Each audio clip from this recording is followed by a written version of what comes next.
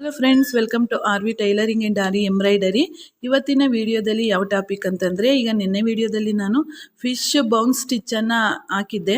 ಈಗ ಅದೇ fish bones ಸ್ಟಿಚ್ಚಲ್ಲಿ ಲಾಂಗ್ ಆ್ಯಂಡ್ ಶಾರ್ಟ್ ಸ್ಟಿಚ್ಚನ್ನು ಹೇಗೆ ಹಾಕೋದು ಅಂತ ತುಂಬಾ ಇದು ನಿಮಗೆ ಇಂಪಾರ್ಟೆಂಟ್ ಅಂತ ಹೇಳ್ಬೋದು. ತುಂಬಾ ಡಿಸೈನಲ್ಲಿ ಇದು ಬರುತ್ತೆ, ತುಂಬಾ ಚೆನ್ನಾಗಿರುತ್ತೆ. ಹಾಗಾಗಿ ಈ ವಿಡಿಯೋನ ಎಲ್ಲೂ ಸ್ಕಿಪ್ ಮಾಡಬೇಡಿ.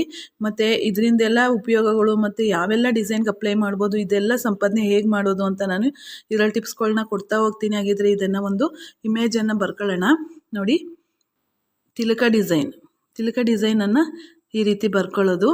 ನೋಡಿ, ಈ ರೀತಿ ತಿಲಕ ಡಿಸೈನ್ ಬರ್ಕೊಂಡ್ರಿ ಅಲ್ವಾ, ಕಾಣಿಸ್ತಿದೆಯಾ? ನೋಡಿ, ಪುನಃ ಇದ್ರ ರೌಂಡಲ್ಲಿ ಇಲ್ಲಿ ನೋಡಿ ಒಂದು ದೊಡ್ಡದಾಗಿ ಇದನ್ನು ಈ ರೀತಿ ಬರ್ಕೊಳ್ಳೋದು. ಎಷ್ಟು ಈಸಿಯಾಗಿರುತ್ತೆ ಅಂದರೆ ತುಂಬಾ ಚೆಂದ ಉಂಟು ಇದು.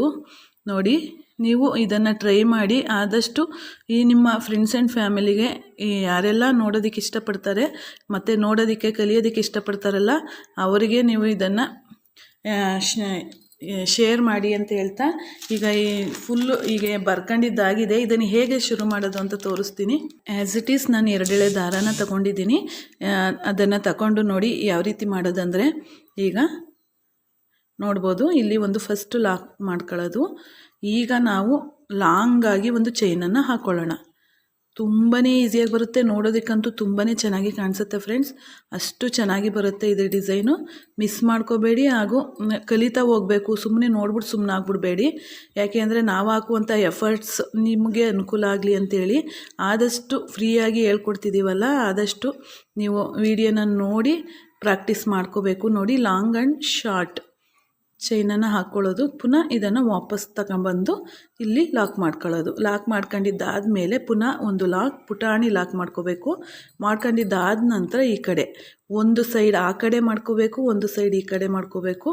ಪುನಃ ಇದು ಲಾಂಗ್ ಆಯ್ತಲ್ವ, ಈಗ ಒಂದು ಶಾರ್ಟ್ ಚೈನನ್ನು ಹಾಕ್ಕೊಂಡು ಎಲ್ಲ ಬೇಸಿಕ್ಕು ಚೈನ್ ಸ್ಟಿಚ್ಚಲ್ಲೇ ಇರುತ್ತೆ. ಅದಕ್ಕೆ ನಾನು ಪದೇ ಪದೇ ಯಾವಾಗಲೂ ಹೇಳ್ತಾ ಇರ್ತೀನಿ, ಆದಷ್ಟು ಚೈನ್ ಸ್ಟಿಚ್ಚು ಮತ್ತು ನೀಡಲ್ ಹ್ಯಾಂಡಲ್ ಮಾಡೋದನ್ನು ನೀಟಾಗಿ ಕಲ್ತ್ಕೊಳ್ಳಿ ಅಂತ. ಈ ರೀತಿಯ ಡಿಸೈನ್ಸ್ಗಳು ಒಂದು ಬುಟ್ಟ ಡಿಸೈನ್ಸ್ ಮಾಡುವಾಗ ನೀವು ಇದೇ ಶೇಪು ಅಂತಲ್ಲ, ಆ್ಯಸ್ ಇಟ್ ಈಸ್ ನೀವು ಯಾವ ಶೇಪನ್ನಾದರೂ ಕೊಟ್ಕೋಬೋದು. ಈ ಡಿಸೈನ್ ಬಂದಾಗ ನೀವು ಇದೇ ರೀತಿ ಮಾಡ್ಕೋಬೇಕಾಗತ್ತೆ. ಈ ಡಿಸೈನ್ಗಳೆಲ್ಲ ಬ್ರೈಡಲ್ ಡಿಸೈನ್ಗೆ ಬರುತ್ತೆ, ದೊಡ್ಡ ದೊಡ್ಡ ಬ್ರೈಡಲ್ ಡಿಸೈನ್ಗೆ ಬರುತ್ತೆ. ಇವೆಲ್ಲ ನೀವು ಸಣ್ಣ ಸಣ್ಣದಾಗಿ ಪ್ರಾಕ್ಟೀಸನ್ನು ಮಾಡ್ಕೊಂಡಿದ್ರೆ ಆರಾಮಾಗಿ ನೀವು ಮನೆಯಿಂದಲೇ ಆರಾಮಾಗಿ ಸಂಪಾದನೆ ಮಾಡ್ಬೋದು. ಹೊರಗಡೆ ಹೋಗಬೇಕು ಅನ್ನೋ ಅವಶ್ಯಕತೆ ಖಂಡಿತ ಇಲ್ಲ. ಜೊತೆಗೆ ನಮಗೆ ಸಂಪಾದನೆಗಿಂತ ಹೆಚ್ಚಾಗಿ ನಮ್ಮ ಬ್ಲೌಸ್ಗಳಿಗೆ ನಾವು ಮಾಡ್ಕೊಳ್ಳುವಂಥ ಸ್ಯಾಟಿಸ್ಫ್ಯಾಕ್ಷನ್ ಬೇಕು ಅಂದರೆ ಓಕೆ, ಅದಕ್ಕೂ ಆಗತ್ತೆ. ಆರಾಮಾಗಿ ನಮ್ಗೆ ಬೇರೆಯವ್ರು ಮಾಡಿಕೊಟ್ಟಿಲ್ಲ ಅಂದರೂ ಪರವಾಗಿಲ್ಲ, ನಿಮ್ಮ ಬ್ಲೌಸ್ಗಳಿಗೆ ನೀವು ಮಾಡ್ಕೊಳ್ಳೋದ್ರಿಂದನೂ ನಿಮಗೂ ತುಂಬಾ ಖುಷಿಯಾಗತ್ತೆ. ಆದರೆ ಅದೆಲ್ಲ ಮಾಡಬೇಕಂದ್ರೆ ನೀವು ಪ್ರಾಕ್ಟೀಸ್ ಮಾಡಲೇಬೇಕು. ಪ್ರಾಕ್ಟೀಸ್ ಇಲ್ಲದೆ ಯಾವುದೇ ಕೆಲಸನೂ ನಿಮಗೆ ಬರಲ್ಲ. ಅದರಲ್ಲೂ ಈ ಆರಿ ವರ್ಕ್ಗೆ ನಮಗೆ ಪ್ರಾಕ್ಟೀಸೇ ಮೇಯ್ನಾಗಿ ಬೇಕಾಗಿರುವಂಥದ್ದು. ಅದಕ್ಕೋಸ್ಕರ ನನ್ನ ಮಾತಿನ ಜೊತೆಗೆ ನೀವು ವಿಡಿಯೋನು ಅಬ್ಸರ್ವ್ ಮಾಡ್ಕೋಬೇಕಾಗತ್ತೆ. ಎಲ್ಲಿ ನೋಡಿ, ಈ ರೀತಿ ದೂರಕ್ಕೆ ಪರವಾಗಿಲ್ಲ, ನಿಮಗೆ ಹತ್ರಕ್ಕೆ ಬೇಕು ಅಂದರೂ ಹತ್ರಕ್ಕೆ ಹಾಕೊಬೋದು. ನೀವು ನೋಡಿ ಎಷ್ಟು ಈಸಿಯಾಗಿ ನೀವು ಫಸ್ಟು ನೀಡಲನ್ನು ಹ್ಯಾಂಡಲ್ ಮಾಡೋದನ್ನು ಕಲಿಬೇಕಾಗತ್ತೆ. ನೀವು ಫಸ್ಟು ನನ್ನ ಜೊತೆಯಲ್ಲೇ ನಾವು ಮಾಡುವಂಥ ಡಿಸೈನ್ಸನ್ನು ಪ್ರಾಕ್ಟೀಸ್ ಮಾಡ್ತಾ, ಜೊತೆಗೆ ನೀವು ಕಮೆಂಟಲ್ಲಿ ತಿಳಿಸ್ಬೇಕು, ನಮಗೆ ಇದು ಅರ್ಥ ಆಗಿಲ್ಲ, ನಮ್ಗೆ ಇದು ಅರ್ಥ ಆಗಿದೆ. ಕೆಲವರು ನಮಗೆ ಚೈನ್ ಸ್ಟಿಚ್ ಗೊತ್ತಿಲ್ಲ ಅಂತ ಹಾಕಿದರೆ ಚೈನ್ ಸ್ಟಿಚ್ಚನ್ನು ನಾನು ಪುನಃ ಮಾಡಿ ವಿಡಿಯೋನ ಹಾಕಿದ್ದೀನಿ. ಹಾಗೆ ನಿಮಗೆ ಯಾವುದೆಲ್ಲ ಅರ್ಥ ಆಗಿಲ್ಲ ಹೇಳಿ ಅದನ್ನು ನೀವು ಆರಾಮಾಗಿ ಕೇಳಬಹುದು. ಈ ರೀತಿ ನಮಗೆ ಈ ಡಿಸೈನ್ಸ್ ನಮಗೆ ಗೊತ್ತಾಗಿಲ್ಲ, ಇದನ್ನು ಹೇಳ್ಕೊಡಿ ಅಂತೇಳಿ.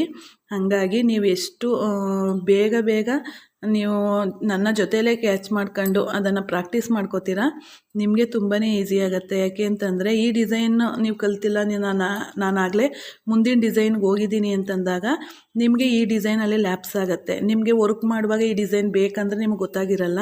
ಹಾಗಾಗಿ ನಾವು ಹಾಕುವಂಥ ಎಲ್ಲ ಡಿಸೈನ್ಸು ಮುಖ್ಯನೇ. ನಾವು ಆದಷ್ಟು ಮುಖ್ಯವಾಗಿರುವಂಥ ಡಿಸೈನ್ಸನ್ನೇ ನಾನು ನಿಮಗೆ ತೋರಿಸುವಂಥದ್ದು. ಹಾಗಾಗಿ ನೀವು ಈ ಡಿಸೈನ್ಸ್ಗಳನ್ನೆಲ್ಲ ಕಲಿತಾ ಹೋಗಬೇಕು. ನೋಡಿ, ಹಿಂಗಾದಾಗ ಬಿಟ್ಬಿಟ್ಟು ಇದನ್ನು ಪುನಃ 2 ಎಳೆ ದಾರನೂ ಬರಬೇಕು ನೋಡಿ. ಈ ಗೆರೆಯಿಂದ ಈ ಗೆರೆಗೆ ಒಂದು ದೊಡ್ಡ ಸ್ಟಿಚ್ ಮತ್ತು ಒಂದು ಚಿಕ್ಕ ಸ್ಟಿಚ್ಚನ್ನು ಹಾಕ್ತಿದ್ದೀನಿ, ನೀವು ಅಬ್ಸರ್ವ್ ಮಾಡಬಹುದು. ಈಗ ನೋಡಿ ಇಲ್ಲಿಂದ ಇಲ್ಲಿಗೆ ಒಂದು ಪುಟ್ಟ ಚೈನನ್ನು ಹಾಕೋಬೇಕು, ಇಲ್ಲಾಂದರೆ ಲಾಕ್ ಆಗೋದಿಲ್ಲ ಅದು. ನೋಡಿ ತೆಗೆದು ನೋಡಿ ಹಿಂಗಾದಾಗ ಬಲವಂತ ಮಾಡೋಕ್ಕೆ ಹೋಗ್ಬಾರ್ದು, ಯಾಕೆಂದರೆ ಈ ದಾರ ಏನು ಥ್ರೆಡ್ ಇದೆಯಲ್ಲ ಇದು ನಮಗೆ ತುಂಬಾ ಸೆನ್ಸಿಟಿವ್ ಆಗಿರುತ್ತೆ. ಹಂಗಾಗಿ ಅದು ಏನಾದರೂ ಕರೆಕ್ಟಾಗಿ ಬರಲಿಲ್ವಾ ಅದು ಅಲ್ಲಿಗೆ ಬಿಟ್ಬಿಟ್ಟು ಪುನಃ ವಾಪಸ್ ಅದನ್ನು ತೆಗಿಬೇಕು. ನೋಡಿ ಈಗ ಸರಿ ಹೋಯ್ತು. ಹಾಗಾಗಿ ನೋಡಿ ಇಲ್ಲಿಗೆ ಬರಬೇಕು, ಪುನಃ ಅಲ್ಲಿಗೆ ಬಂದಂಥ ದಾರವನ್ನು ತಗೊಂಡು ನೋಡಿ ಇದೇನು ನಾವು ಮಾರ್ಕ್ ಮಾಡಿದ್ದೀವಲ್ಲ ಆ ಮಾರ್ಕ್ ಮಾಡಿರೋದ್ರ ಒಳಗಡೆ ಎಲ್ಲ ಫಿಲ್ ಆಗೋ ರೀತಿ ಅದು ಯಾವ್ಯಾವ ರೀತಿ ಶೇಪಲ್ಲಿದೆ ನೋಡಿ. ಮೇಲೆಲ್ಲ ದೊಡ್ಡದಾಗಿ ಬಂತು, ನೀವು ಅಬ್ಸರ್ವ್ ಮಾಡಬೇಕು. ಕೆಳಗಡೆ ಅದು ನಮಗೆ ಹತ್ರ ಆಯಿತು, ಮೇಲ್ಗಡೆ ಇರುವಂಥದ್ದು ನಮಗೆ ಗೆರೆ ದೂರ ಆಯಿತು. ಈಗ ನೋಡಿ ಇದು ಕೆಳಗಡೆ, ಈಗ ಇದು ಹತ್ರ ಆಯಿತು. ಹಾಗಾಗಿ ಮೇಲ್ಗಡೆದು ದೊಡ್ಡದಾಗಿ ಬಂದಿರುತ್ತೆ, ಕೆಳಗಡೆ ಬರ್ತಾ ಬರ್ತಾ ಏನಾಗುತ್ತೆ ಅದು ಚಿಕ್ಕದಾಯ್ತಾ ಬರುತ್ತೆ ಡಿಸೈನು. ಆಗ ಅದೇ ಒಂದು ಡಿಸೈನು ತುಂಬಾ ಚೆನ್ನಾಗಿ ಕಾಣಿಸುತ್ತೆ. ಈಗ ನೋಡಿ ಇಲ್ಲಿಂದ ಪುನಃ ವಾಪಸ್ ಬಂದು ನೋಡಿ ಇಲ್ಲಿ ಲಾಕ್ ಮಾಡ್ಕೋಬೇಕು. ಲಾಕ್ ಮಾಡ್ಕೊಂಡಿದ್ದಾದ ನಂತರ ಇದನ್ನು ನೋಡಿ ಇಲ್ಲಿಗೆ ಬಂದು ಇಲ್ಲಿ ಲಾಕ್ ಮಾಡ್ಕೋಬೇಕು. ದೊಡ್ಡ ಗೆರೆ ನೋಡ್ತಾ ಇದ್ದೀರಲ್ಲ, ಇಲ್ಲಿಲ್ಲ ನೋಡಿ, ಇಲ್ಲಿಂದ ಚಿಕ್ಕ ಗೆರೆಗೆ ಒಂದು ಅಲ್ಲಿ ಬರ್ತಾ ಬರ್ತಾ ಏನಾಗುತ್ತೆ ಚಿಕ್ಕದಾಗೋಗುತ್ತೆ. ಈಗ ಇಲ್ಲಿಂದ ಚಿಕ್ಕದು ಶಾರ್ಟ್ ಚೈನ್ ಏನಿದೆ ಅದು ಇನ್ನೂ ಲಾಂಗ್ ಚೈನು ಚಿಕ್ಕದಾಗತ್ತೆ, ಶಾರ್ಟ್ ಚೈನ್ ಏನಿದೆ ಅದು ಇನ್ನೂ ಚಿಕ್ಕದಾಗಿ ಬರೋಕ್ಕೆ ಶುರುವಾಗತ್ತೆ. ಹಂಗಾಗಿ ಈ ಡಿಸೈನು ತುಂಬಾ ಲುಕ್ ವೈಸ್ ಸಖತ್ತಾಗಿರುತ್ತೆ. ನೋಡಿ ಇಲ್ಲಿಗೆ ಬರುತ್ತೆ ಇದು. ಈಗ ಇಲ್ಲಿಗೆ ಬಂದು ಇದು ಇಲ್ಲಿ ಬಂತು, ಇನ್ನೊಂದು ಸ್ಟೆಪ್ ಹಾಕಿದ್ರೆ ಈ ಡಿಸೈನ್ ಮುಗ್ದೇ ಹೋಗ್ಬಿಡುತ್ತೆ. ಹಾಗಾಗಿ ಎಷ್ಟು ಚೆಂದ ಬಂತು ನೋಡಿದ್ರಲ್ಲ ನೀವೇ ಯಾವ ರೀತಿ ಬಂತು ಅಂತ. ನೋಡಿ ನೀವು ಇದನ್ನು ರೊಟೇಟ್ ಮಾಡೋದನ್ನು ಕಲಿಬೇಕು. ನಾವೇನು ಇದು ಮಾಡ್ತೀವಲ್ಲ ಅದು ರೊಟೇಟ್ ಮಾಡೋದನ್ನು ಕಲ್ತ್ಕೊಂಡ್ರೆ, ಈಗ ನೋಡಿ ಒಂದು ಲಾಕನ್ನು ಮಾಡಿಕೊಂಡ್ರೆ ಹಾಗೆ ಹೋಯಿತು ಡಿಸೈನು. ಈಗ ನೀವು ಇದರಲ್ಲಿ ತಿಳ್ಕೊಬೇಕಾಗಿರೋದು ಏನಂದರೆ ಡಿಸೈನ್ ನೀವು ಯಾವುದೇ ಆಗಿರಲಿ ಇದು ಲೀಫ್ ಡಿಸೈನ್ಸ್ ಒಂದೇ ಅಂತಲ್ಲ. ಈ ಡಿಸೈನಿನ ನಿಮಗೆ ಸಾರಾಂಶ ಏನಂತಂದರೆ ಇದರಲ್ಲಿ ಏನು ನೀವು ಅರ್ಥ ಮಾಡ್ಕೋಬೇಕಂದ್ರೆ ನೀವು ಫಿಶ್ ಬೌನ್ ಸ್ಟಿಚ್ಚನ್ನು ನಾನು ಹಿಂದಿನ ಸ್ಟಿಚ್ಚಲ್ಲಿ ಇದೊಂದೇ ಡಿಸೈನಲ್ಲಿ ತೋರಿಸಿದ್ದೆ, ಇಲ್ಲಿಗೆ ಬಂದು ಇಲ್ಲಿಂದ ಇಲ್ಲಿಗೆ ಬರುವಂಥದ್ದು. ಈಗ ನಾವು 2 ಫಿಶ್ ಬೌನ್ ಸ್ಟಿಚ್ಚಲ್ಲಿ 2 ವಿಧ. ಈಗ ನೋಡಿ ಇಲ್ಲಿಂದ ಇಲ್ಲಿಗೆ ಬಂದು ಪುನಃ ಇನ್ನೂ ಒಂದು ಚೈನನ್ನು ಹಾಕಿ ಅಲ್ಲಿಂದ ವಾಪಸ್ ತಂದಿರುವಂಥ ಡಿಸೈನನ್ನು ಈಗ ನೀವು ನೋಡಿದ್ದೀರಾ. ಈ ಡಿಸೈನನ್ನು ನೋಡಿದ ಮೇಲೆ ನಿಮಗೆ ಅದು ಯಾವ ರೀತಿ, ಈಗ ನೆನ್ನೆ ವಿಡಿಯೋ ಮತ್ತು ಈ ವಿಡಿಯೋ ಎರಡನ್ನೂ ಕಂಪೇರ್ ಮಾಡಿ ನೋಡಿ. ಆಗ ಅದು ಒಂದೇ ಸ್ಟಿಚ್ಚು ಒಂದೇ ಫಿಶ್ ಬೌನ್ ಸ್ಟಿಚ್ ಅಂತ, ಡಬಲ್ ಫಿಶ್ ಬೌನ್ ಸ್ಟಿಚ್ ಅಂತ ಇದನ್ನು ಕರಿತೀವಿ. ಈ ರೀತಿ ಮಾಡಿದಾಗ ಡಿಸೈನು ಇನ್ನೂ ಎಲಿಗೆಂಟಾಗಿ ಕಾಣಿಸುತ್ತೆ. ಹಾಗಾಗಿ ನಾವು ಮಾಡುವಂಥ ಕೆಲಸದಲ್ಲಿ ಈಗ ಮನೆಯಲ್ಲೇ ನಾವು ಇದೆಲ್ಲ ಮಾಡಿ ಸಂಪಾದನೆಯನ್ನು ಮಾಡ್ತಿದ್ದೀವಿ ಅಂತಂದಾಗ ಯಾವೆಲ್ಲ ಡಿಸೈನ್ ಇದೆ ಮುಖ್ಯವಾಗಿ ಅವೆಲ್ಲನೂ ತಿಳ್ಕೊಬೇಕಾಗತ್ತೆ. ನೀವು ಇವೆಲ್ಲನೂ ತಿಳ್ಕೊಂಡ್ರಿ ಅಂದರೆ ನೀವು ಬ್ರೈಡಲ್ ಡಿಸೈನ್ನ ಮಾಡುವಾಗ ಇವೆಲ್ಲನ ಅಪ್ಲೈ ಮಾಡಿ ನೀವು ಮಾಡೋದ್ರಿಂದ ನಾವು ತಿಂಗಳು ಸಂಪಾದನೆ ಏನಿದೆಯಲ್ಲ, ನಾವು ಟೈಲರಿಂಗ್ ಜೊತೆಗೆ ಇದನ್ನು ಮಾಡ್ತೀವಿ ಅಂತಂದಾಗ ಹೊರಗಡೆ ಹೋಗಿ ದುಡಿಯುತ್ತಾರೆ ನೋಡಿ, ಅದಕ್ಕಿಂತ ಯಾವುದೇ ರೀತಿ ಕಡಿಮೆ ಇರಲ್ಲ. ಅದು ನನಗೆ ಆಗಿರುವಂಥ ಅನುಭವ. ಹಾಗೆ ನೀವು ಟ್ರೈ ಮಾಡಿ, ನಿಮಗೂ ಇದು ಅನುಕೂಲ ಆಗತ್ತೆ.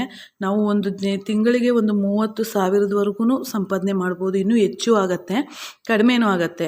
ಸೀಸನ್ಸಲ್ಲಂತೂ 30 ಜಾಸ್ತಿನೇ ಹೋಗ್ಬಿಡುತ್ತೆ. ಆಗ ಕೆಲಸ ಪುರ್ಸತ್ತೆ ಇರೋದಿಲ್ಲ, ನಮಗೆ ಅಷ್ಟು ಕೆಲಸಗಳಿರುತ್ತೆ. ಹಾಗಾಗಿ ಕೆಲಸಗಳು ಸೀಸನ್ ಅಂತಂದರೆ ಏನು ಮಧ್ಯೆ ಒಂದೊಂದು ತಿಂಗಳಷ್ಟೇ, ನಾವು ವರ್ಷದಲ್ಲಿ 1-2 ತಿಂಗಳು 1-2.5 ತಿಂಗಳು ಮದುವೆ ಸೀಸನ್ಸ್ ಇರಲ್ಲ. ಆದ್ರೂ ಏನಾಗುತ್ತೆ ಅಂದರೆ ಸೀಸನ್ಸ್ ಇಲ್ಲ ಅಂದ್ರೂ ಸೀಸನ್ ಇನ್ನೊಂದು ತಿಂಗಳು ಮದುವೆ ಶುರುವಾಗ್ತಿದೆ ಅಂದರೆ ನಮಗೆ ಸೀಸನ್ ಇಲ್ಲದೆ ಹೋದ್ರೂ ಕೊಟ್ಟಿರ್ತಾರೆ. ಯಾಕೆಂದರೆ ಸೀಸನ್ನಲ್ಲೇ ನಮಗೆ ಬ್ಯುಸಿ ಇರುತ್ತೆ ಅಂತೇಳಿ ಕೆಲವರು ಏನು ಮಾಡ್ತಾರೆ, ಆಗಲೂ ನಮಗೆ ದುಡ್ಡು ಆಗತ್ತೆ.